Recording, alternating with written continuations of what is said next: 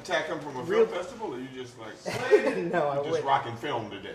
Real quick, I'm nowhere near it, but I got the wall. Oh, That's all it is. dang, I want that wallet. I ain't got bad motherfucker on it. This is the third generation of Shaq character, 1, 2, 3.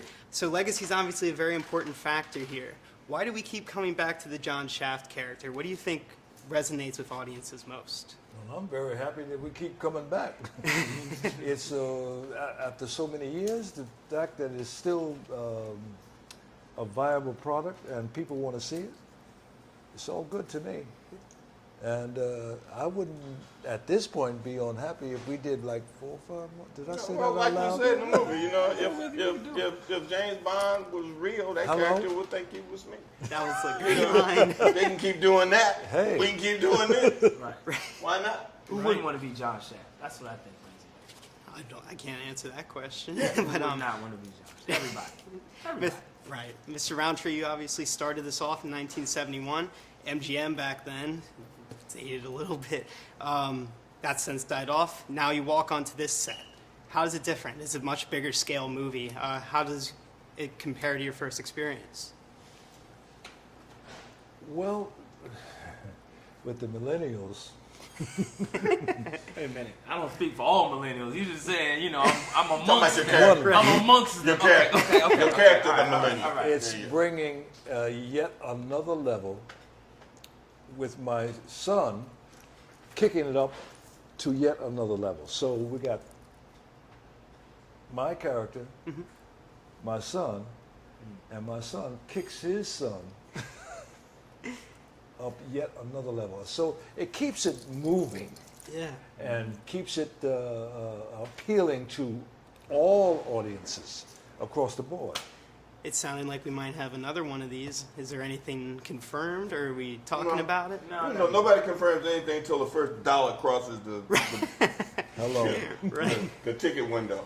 But what is great is that we've kind of woven a story that leads from what Richard created in terms of who he is, and he was a smooth private eye and lived in this sexy, dangerous, and cool place called Harlem that I get to inhabit in the next film as an angrier and sort of a little more violent kind of guy. And now we reach a point where we have a kid who was not part of our lives in that part that now has to come and learn how to navigate that sexy, dangerous, cool place that is our home, where we have a reputation that he needs to, cement. It's like you can be who you want to be, but there are certain rules you got to meet to be a Shaft. Right. And we're going to teach you what they are. Sounds good. All right. Well, thanks, guys. I really appreciate it. Appreciate you. Yeah. Thank you. There's something that never made a lot of sense to me. Maybe you guys can help me out. In Isaac Hayes' iconic theme song, right hand in hand with the series, it ends with the line, "But no one understands him but his woman." There was never really a woman in a romantic sense. There were women, but not really a woman until you. So Right. congratulations on that feat. That's Thank you. exciting. But I was wondering, and mind me if this sounds a little strange, but what do you think your characters understand about their respective Shaft? Song was a bit prophetic. I think probably Maya understands that deep down there's a really sweet guy in there. You know what I mean? There is a really sweet, kind, traditional, loving man. His world is just crazy. Yeah. And I think that with Sasha, she finds a real love and respect for the Shaft family, but initially she just loves Jessie. She loves JJ rather, and she wants to only support him. And we get, you're very correct about the sensitive side. We get that. I thought that was a great first scene with your character, especially, just you're freaking out, gunshots all over the place, and you look in the back and there's a baby there. I wasn't expecting that. Yeah.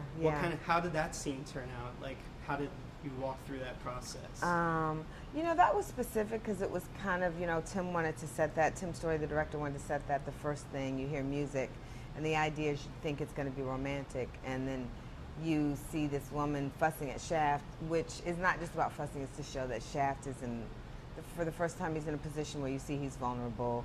He actually cares about a woman who he's actually listening to her vents, and and so. But then, when the gunshots come, and you're like, it's still the same dangerous world, and you see, wow, there's a baby. I think it's the first time when she says, "I gotta go," that you see he's heartbroken.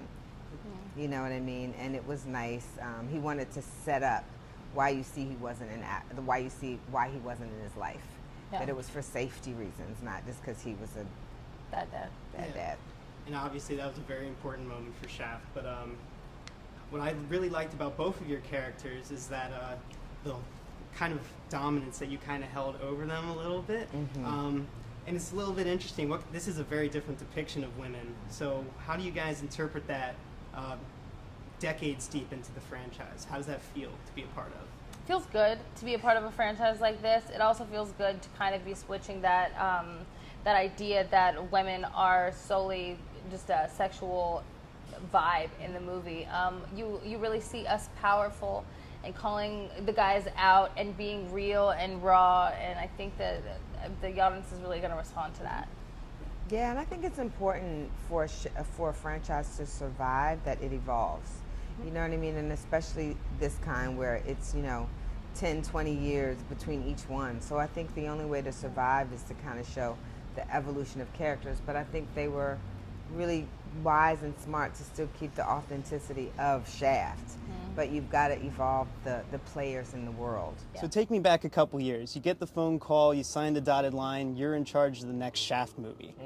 Instantly, where does your mind go for inspiration? Well, after being nervous, after being scared, then you go into how do you make this your own? How do you make it remain cool? How do you make it have a little bit of your flavor? And what I mean by that is your humorous flavor to it. And but also, give respect to the action and everything that everybody has come to know and love about this franchise. Absolutely. I know this project was very personal for you. It was very important to you. You called John Shaft your first black superhero. Yeah. I was wondering, in the age of comic book mayhem, what elements of the character did you want to highlight in order to give modern audiences the same impression of that superhero? Good question. I guess I just wanted the character of him, the way he does things, and when it comes to the action of it all. Look, we knew we weren't going to be flying through the air or doing anything crazy, but we knew we could infuse like this character cool and have them constantly do things like we bring back stuff from the original, which is them, flying through the flying through the window on ropes and stuff like that, and just their precision in shooting. And we just tried to bring our own little kind of a level of superheroism to it, and I think it's kind of there.